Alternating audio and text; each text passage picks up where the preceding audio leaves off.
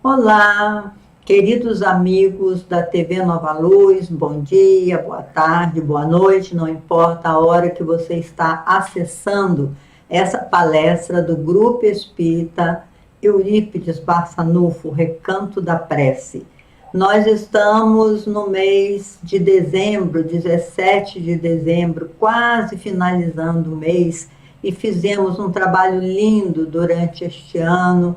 Nós, a equipe da TV Nova Luz, sob a orientação da nossa querida Yasmin Madeira, todos nós trabalhamos com muita alegria no coração, apesar desse grande desafio que foi a pandemia e ainda tem sido, porque vamos finalizar este ano de 2020, iniciamos a nossa reclusão, digamos assim, nosso cárcere privado, né? Iniciamos em fevereiro, final de fevereiro, e ainda não temos a solução da vacina, que está certamente a caminho.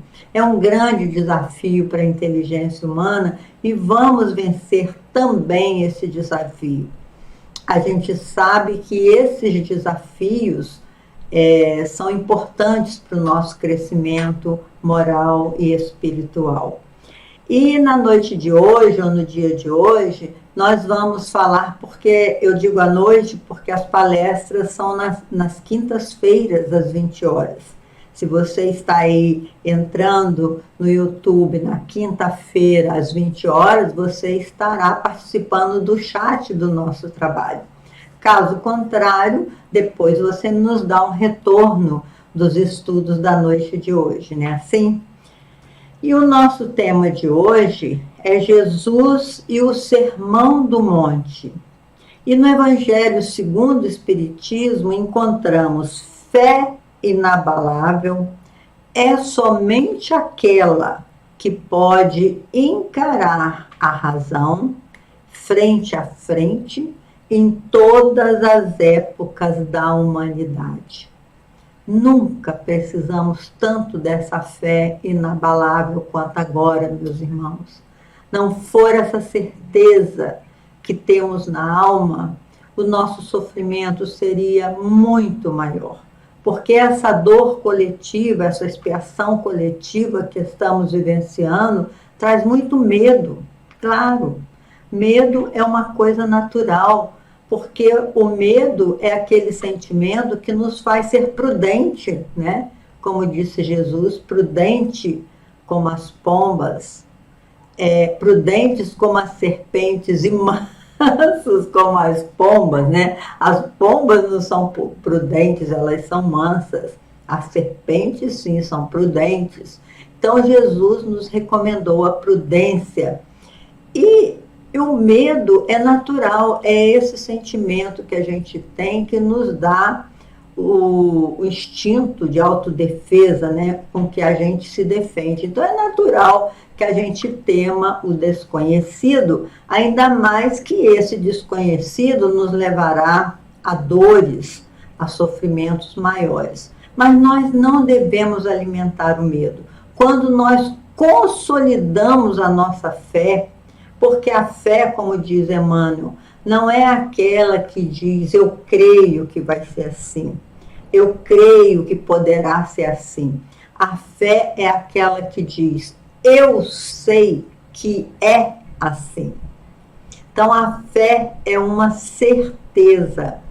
E essa certeza que a gente tem na alma de que o que nós estamos fazendo aqui, né, assim, qual é a nossa trajetória evolutiva, que nós vamos falar agora no Sermão do Monte, porque o Sermão do Monte é uma síntese da nossa evolução.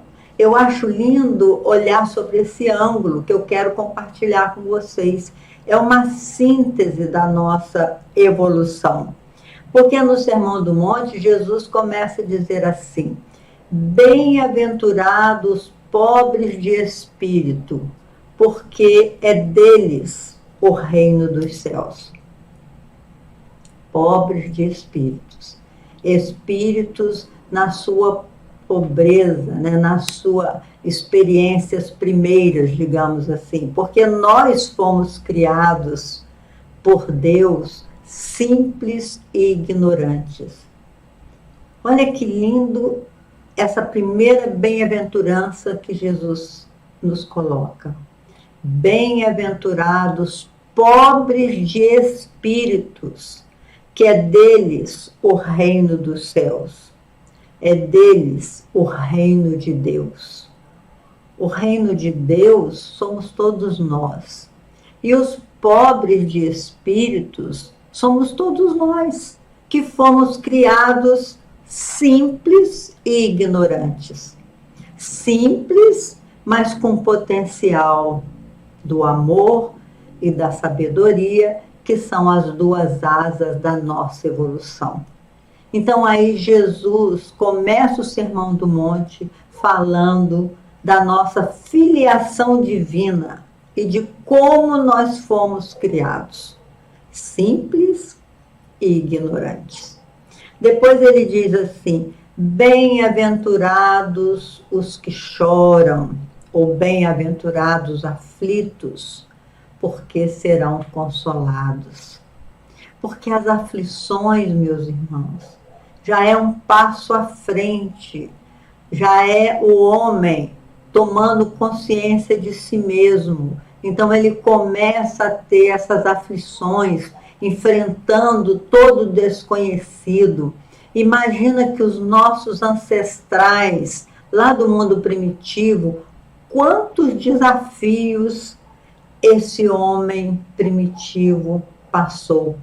Porque na nossa evolução, nós fomos criados simples e ignorantes, e depois passamos pelas fieiras da evolução, estagiando, né, nos primeiros movimentos da criação humana, né, nos primeiros movimentos da vida que foi surgindo na Terra, passando pelos vegetais, pelos animais, até chegar à consciência hominal. Então eu vou falar isso bem devagarzinho para que a gente vá pensando no que está falando.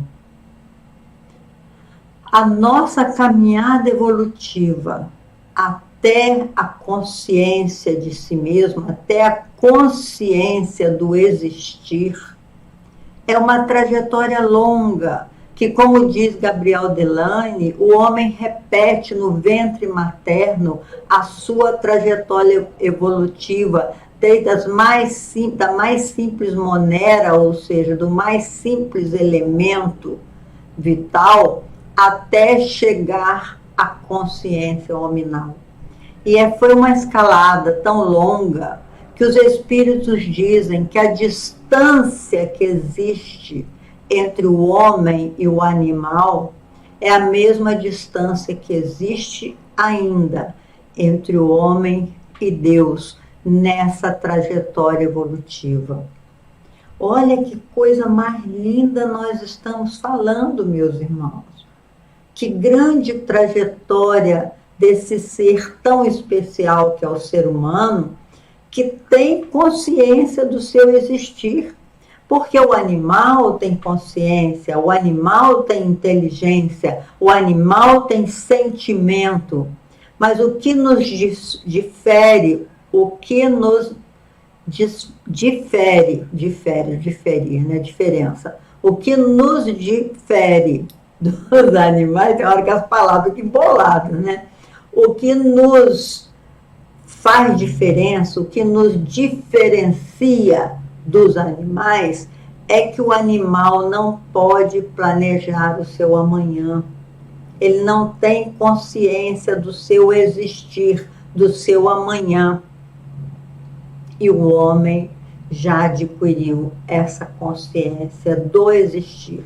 Nós podemos planejar o nosso amanhã. Então, bem-aventurados aflitos, porque serão consolados, o mestre nos coloca diante da nossa inferioridade moral e espiritual, do nosso tamanho evolutivo, Nós passamos por todas essas aflições, mas temos encontrado consolo quando nós compreendemos a razão disso tudo. Por isso ele diz, bem-aventurados aflitos, já é um nível maior de consciência. Essa bem-aventurança já saiu do primitivismo, do pobre de espíritos. Já temos, assim, algumas conquistas na nossa consciência. Na terceira bem-aventurança, ele diz assim, bem-aventurados mansos, porque herdarão a terra. Então, depois de passar por tantas aflições, depois de passar por tanta dor, né? E isso em qualquer época da humanidade, essa evolução se processa assim. Depois de nós passarmos por tantas aflições, por tantas dores, por tantos desafios, a gente consegue entender que a violência só gera a violência. E a gentileza, como diz o profeta da gentileza, né? A gentileza gera gentileza. Então, a mansuetude já é um nível de consciência um pouco maior, porque aí, quando nós nos tornarmos mansos, é porque nós já compreendemos a lei da ação e reação. Já compreendemos que é a cada um segundo as suas obras. Já compreendemos uma porção de ensinamentos, né, de leis naturais, que faz com que o que nós doamos é aquilo que nós recebemos. Como diz Einstein, viver é como jogar uma bola na parede.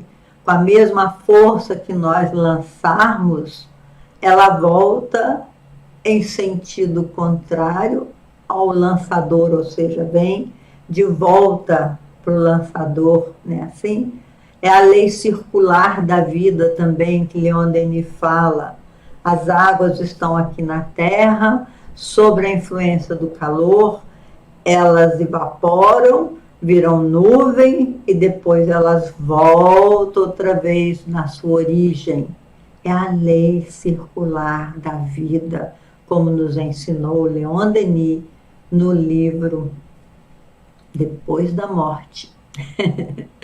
E aí depois ele fala, bem-aventurado, a quarta bem-aventurança, bem-aventurado os que têm fome e sede de justiça, porque serão saciados. Fome e sede de justiça, porque serão saciados. De outra feita, também no Sermão do Monte, Jesus fala assim, não amealheis os tesouros, que os ladrões roubam e as traças corroem. Amealheis os tesouros da alma, porquanto onde estiver o vosso tesouro, aí estará o vosso coração. Não vos inquieteis em perguntar o que comerei, o que beberei, o que vestirei. Não vale mais o corpo do que as vestes? Não vale mais a alma do que o alimento? Olhai os pássaros dos céus, não abastecem celeiros. E, no entanto, o nosso Pai Celestial os alimenta. Olhai os lírios dos campos, não fiam, não centeiam. E, no entanto, nem Salomão, com toda a sua glória, se vestiu como um deles. Ora, meus irmãos, se o nosso Pai Celestial veste com tamanha beleza as ervas que hoje estão no campo e amanhã serão lançadas na fornalha, quem dera a vós que sois os seus filhos diletos. Buscai primeiramente o reino de Deus e a sua justiça, que tudo mais lhe será dado por acréscimo.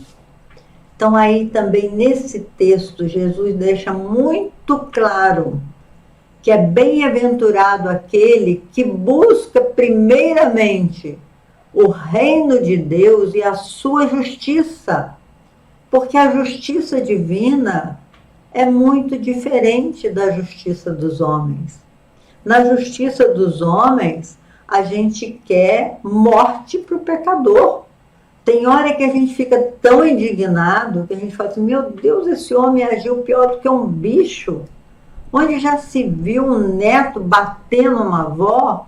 Onde já se viu o marido matar a mulher? Onde já se viu a mulher matar o marido? Onde já se viu prejudicar sexualmente uma criança, como fazem esses pedófilos? E a gente fica tão indignado que diz assim, essas pessoas não merecem viver, né? Então a gente quer a morte do pecador, que eles sofram, que eles paguem. Essa é a justiça dos homens, ainda é a justiça de Moisés.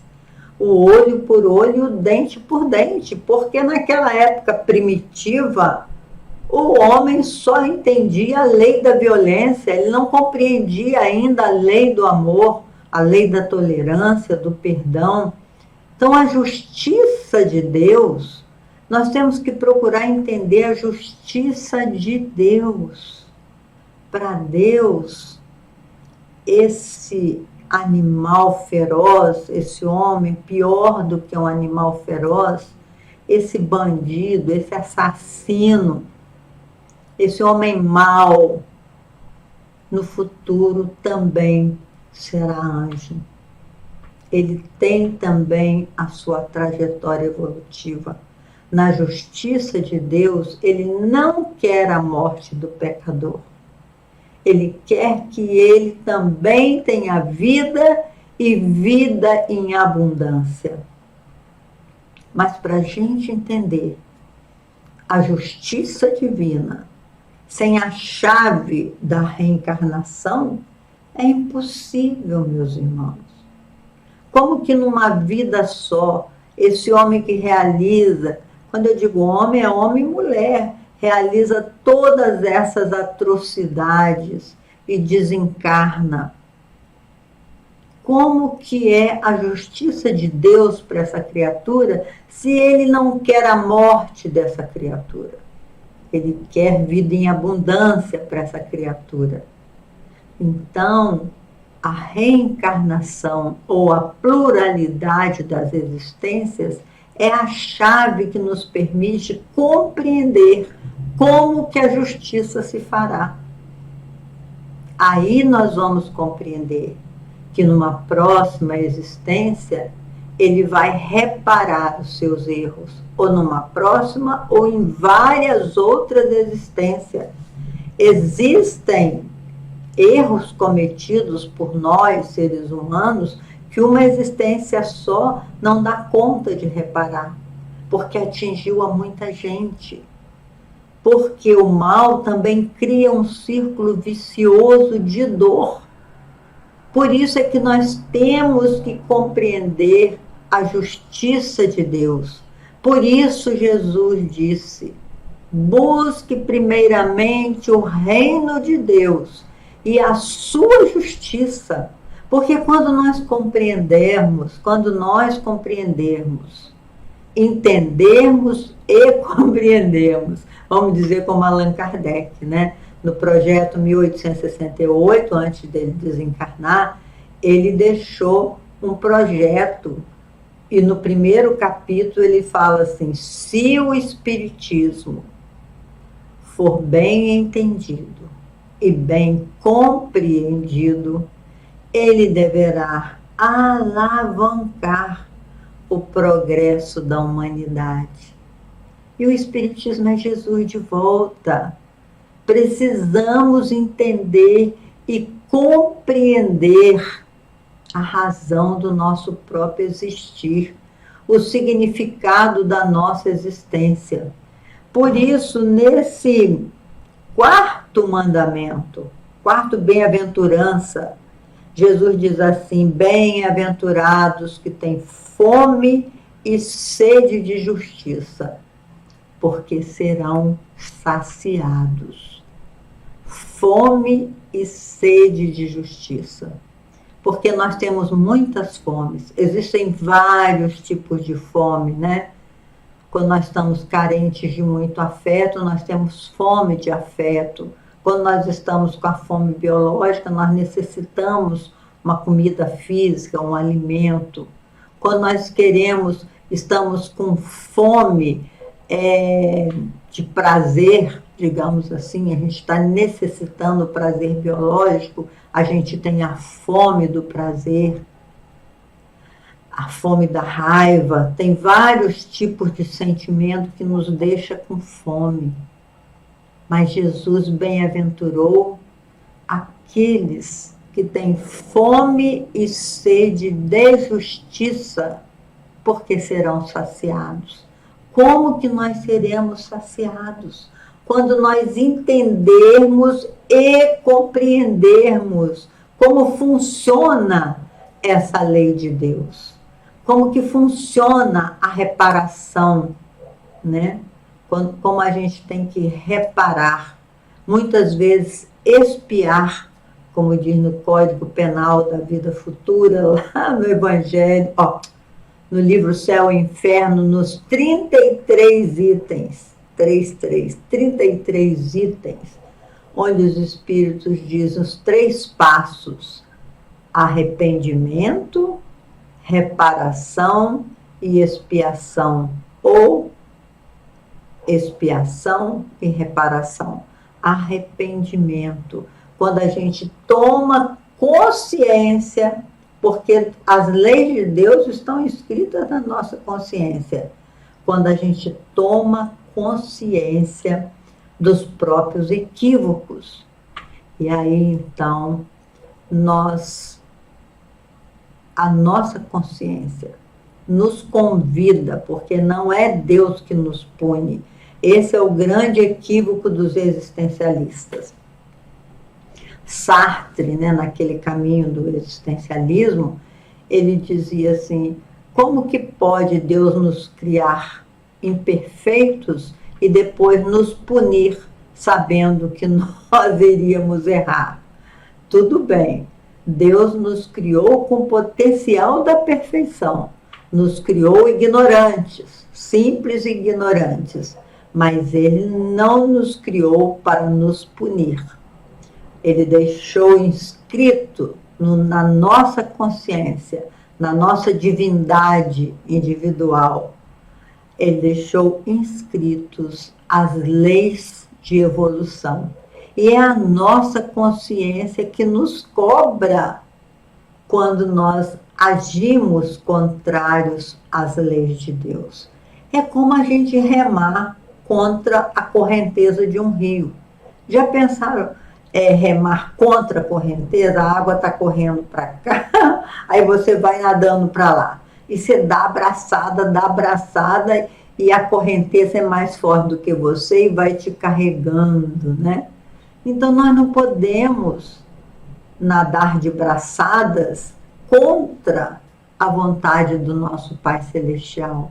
As leis perfeitas, a lei da gravidade, a lei da ação e reação, a lei da destruição, várias leis naturais que foram pensadas, executadas para o nosso progresso individual e coletivo. Então, bem-aventurado os que têm fome e sede de justiça, porque serão saciados. Essa fome, essa sede de justiça, meus irmãos, é que nos leva a buscar o sentido da vida, o porquê das diferenças individuais. E só mesmo a reencarnação pode nos dar a chave para esse entendimento. Existem vários livros explicando as leis da reencarnação. Foram muitos, como diz Denis, o século XIX, o século das revelações, foram muitos pesquisadores que debruçaram sobre as suas escrivanias para trazer a certeza da continuidade da vida, provando muitas vezes, o professor Banerjee, por exemplo, tem um livro com 900 casos de reencarnação comprovados. Então, não é mais uma hipótese se é possível a pluralidade das existências. É uma certeza a partir de pesquisas científicas, onde o homem regride, vai até lá onde ele existiu e relembra, né, nessa terapias de vidas passadas, relembra quem ele for, o que ele fez. E também, através da psicografia, o Espírito nos vem contar o que lhe ocorreu em vidas pregressas. É maravilhoso esse estudo da pluralidade das existências. Depois ele diz: bem-aventurado os misericordiosos, porque alcançarão misericórdia. Misericordiosos. A gente pede tanto a Deus que nos perdoe, que nos conceda alguns anos a mais da nossa vida. Às vezes nós pedimos a Deus que se afaste de nós alguma doença. A gente pede a intercessão de Nossa Senhora para que a gente não tenha que enfrentar determinadas dores. E a gente sabe que muitas vezes Jesus e Deus nosso Pai, por misericórdia, atenua muito das nossas provas.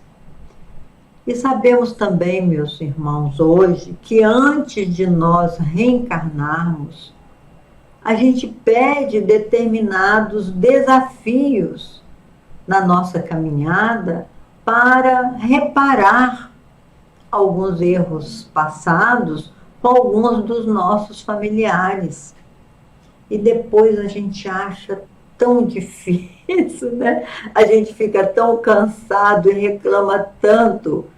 E pede muitas vezes a Jesus misericórdia para o adiamento desse compromisso. Porque pode ser adiado, a gente sabe disso. Mas não pode ser retirado do nosso compromisso com a lei. Porque, como diz a querida Joana de Ângeles, a grande mentora, ela diz: a semeadura é livre, mas a colheita é obrigatória. E nós sabemos, meus irmãos, que é por misericórdia divina que nós temos um guia espiritual que nos acompanha, que nós temos espíritos à nossa volta, dos nossos ancestrais, que nos ajudam, nos amparam. Nós temos todas essas vibrações de espíritos bons, tentando nos convidar, nos incentivar para o bem. Tudo isso é misericórdia. Por isso é que nós temos também que ter compaixão com os nossos irmãos que estão errando. Temos que ser misericordiosos e aprender a perdoar. Como é difícil, né, a gente perdoar. Eu sei, porque a gente fica... Quando a gente traumatiza com uma dor sofrida que nós imaginamos que é por injustiça, né? A gente diz assim: eu não merecia isso, eu não merecia passar por isso. A gente acha que nunca merece, e às vezes não merece mesmo, mas por uma questão de reencontro de vidas passadas, onde foi difícil aquela convivência. Às vezes as coisas tornam a se repetir para que nós sejamos provados no projeto que fizemos antes mesmo de reencarnar. Assim, meus irmãos, quando nós estivermos passando, isso ocorre na minha vida também, quando a gente estiver passando sobre dores fortes, dores emocionais, porque as dores físicas são mais suportáveis do que as dores emocionais, uma ingratidão de um filho, uma violência de um parente nosso, uma degradação, quando a gente vê uma criança voltada para a droga, já tão nova, tudo isso dói muito na nossa alma. E quando é a gente mesmo que escorrega e repete os mesmos erros de outrora e fica sofrendo no arrependimento, tenhamos misericórdia, até de nós mesmos. A gente tem que ter forças para levantar e dizer, não, eu errei bastante, errei mesmo, mas eu vou recomeçar e vou seguir com este aprendizado na minha alma, com essa dor, mas eu vou perdoar também, perdoar a mim mesmo e perdoar aquele irmão ou aquela irmã que fez um agravo tão grande na minha vida, né? Assim, especialmente se forem filhos ou se forem irmãos, a gente tem que aprender a perdoar. Por isso, nessa quinta bem-aventurança, Jesus falou, bem-aventurados misericordiosos, porque alcançarão misericórdia. E Jesus contou isso também, uma historinha sobre isso, né? Quando aquela senhora foi fazer oferendas e tinha um desafeto lá atrás, e aí Jesus falou, antes de vir aqui me oferecer alguma coisa, vai lá e refaz-se com o seu inimigo. Tenta a reparação antes de qualquer oferenda, porque Deus não precisa de nada. Deus, nosso Pai, é infinitamente bom, justo, onipresente, onisciente. Ele sabe tudo. Nós transitamos no seu pensamento, né? Nós estamos imersos, como diz Pietro Baldi, no pensamento do nosso Pai, que o pensamento de Deus é vida. Nós estamos na vida. Então, é importante que a gente tome conhecimento de que precisamos ter misericórdia, compaixão com os erros dos nossos irmãos e principalmente com os nossos próprios erros, porque ficar chorando sobre os erros não vai fazer a gente progredir. Temos que seguir e não repetir os equívocos, não é assim? Bem-aventurado, a sexta bem-aventurança, bem-aventurados puros de coração, porque verão a Deus. Como ser puro do coração? Olha que desafio, como ser puro de coração, sem examinar os nossos desejos. Nós somos seres desejantes.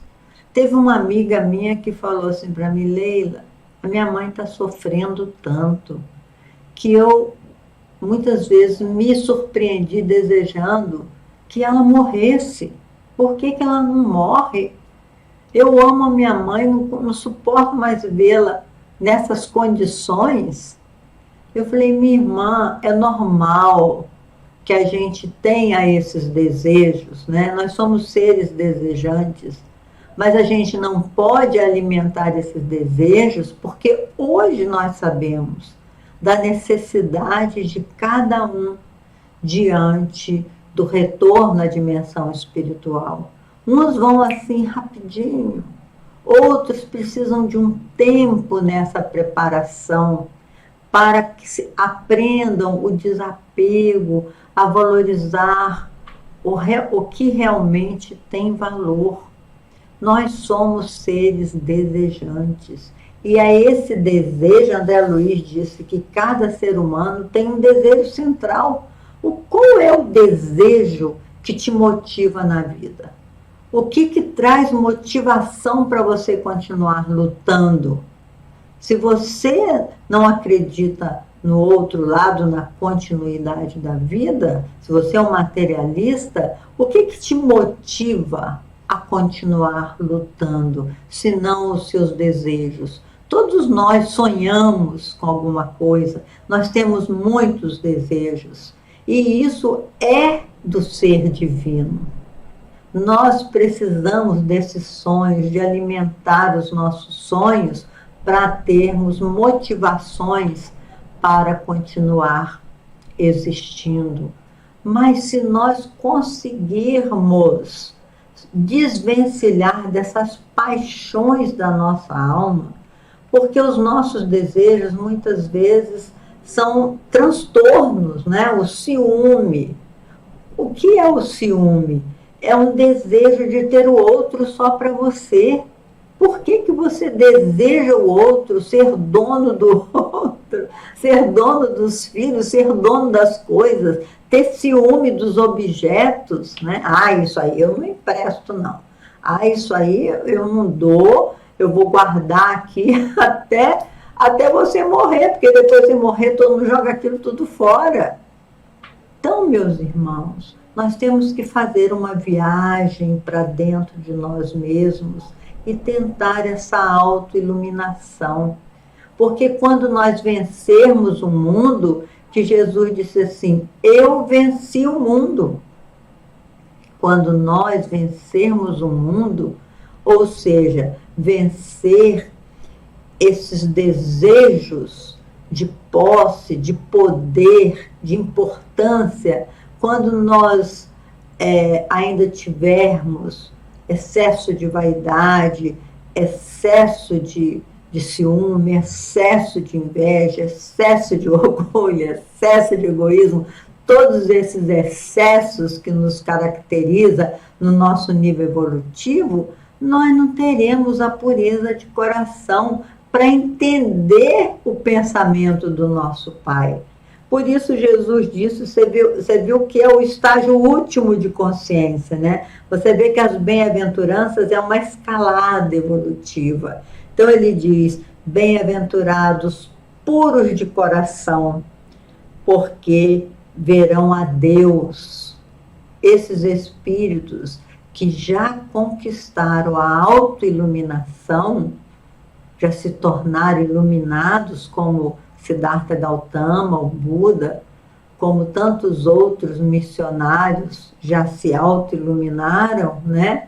Esses compreenderão, verão a Deus, entenderão. Esse Steve Hawking, esse grande cientista que ocupou a cadeira de Isaac Newton, que escreveu o universo numa casca de nós, uma breve história no tempo, que são livros de física e de astrologia, astronomia, que a gente compreende algumas coisas, né? Ele escreveu numa linguagem bem acessível. Ele diz que ele nunca duvidou de Deus, porque o universo é inteligente demais e tem que estar por trás disso tudo uma inteligência suprema, porque o caos, né, o acaso, não pode ser inteligente. E existe essa inteligência por trás, mas ele gostaria muito de entender o pensamento divino. Quem é não pode ser, o que é esse Criador de todas as coisas, essa inteligência suprema do universo, né? Como perguntou Kardec no Livro dos Espíritos, o que é?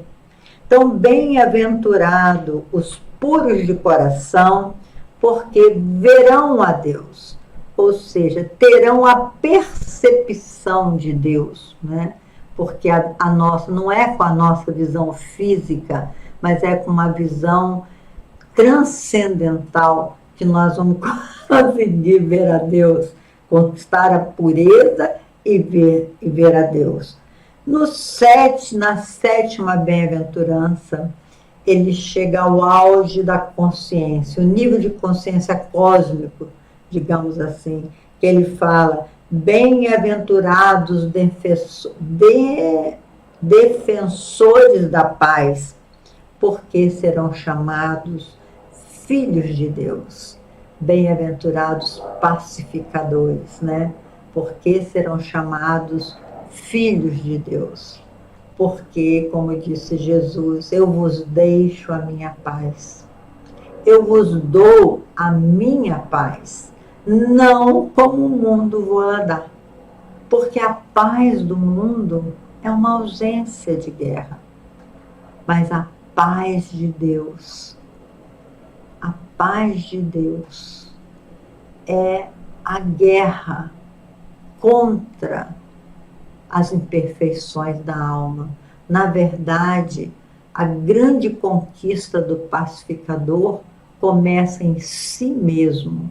Por isso ele será chamado filhos de Deus. Eles serão chamados filhos de Deus, porque já pacificaram a sua alma, já entenderam a paz que deve reinar as criaturas divinas, que deve reinar nos mundos ditosos, né? A pacificação. E no oitava bem-aventurança, Jesus disse: bem-aventurados os que são perseguidos por causa da justiça, porque deles é o reino dos céus. Bem-aventurados sereis quando vos caluniarem, quando vos perseguirem e disserem falsamente todo mal contra vós por causa de mim. Alegrai-vos e exaltai, porque será grande a vossa recompensa nos céus, pois assim também perseguiram os profetas que vieram antes de vós.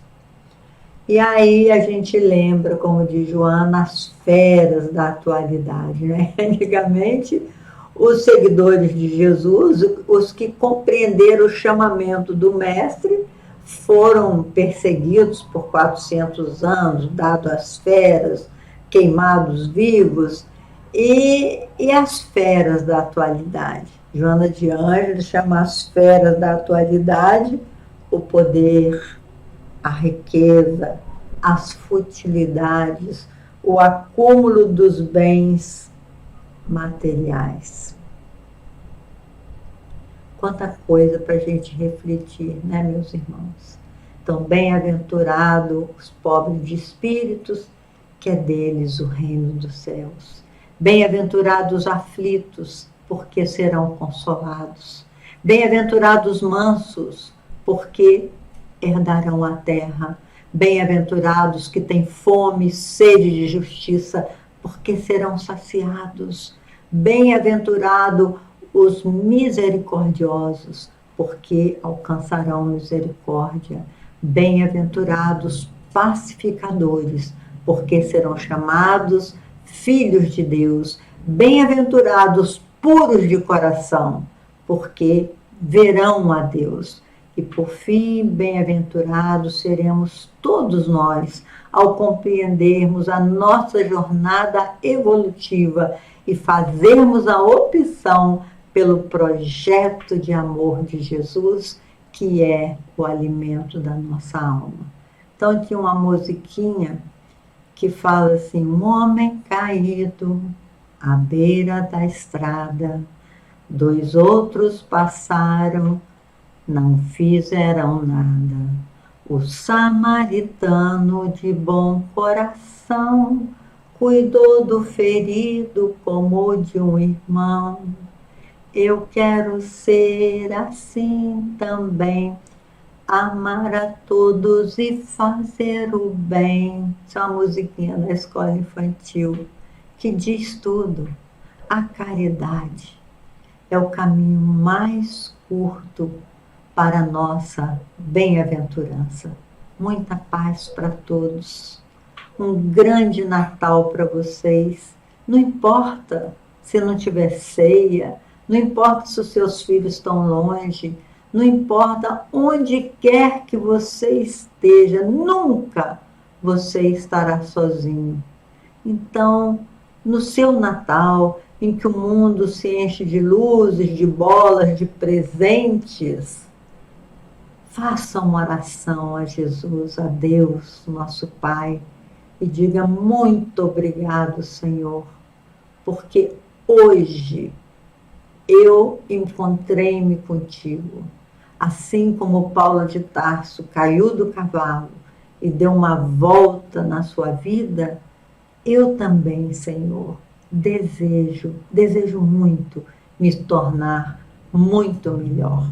Muita paz para todos, a paz do Cristo esteja em nossas vidas e que o ano 2021 seja cheio de desafios e que nós tenhamos coragem e luz para vencer todos esses desafios, para termos alegria de sermos filhos de Deus, herdeiros de todo o universo. Que assim seja.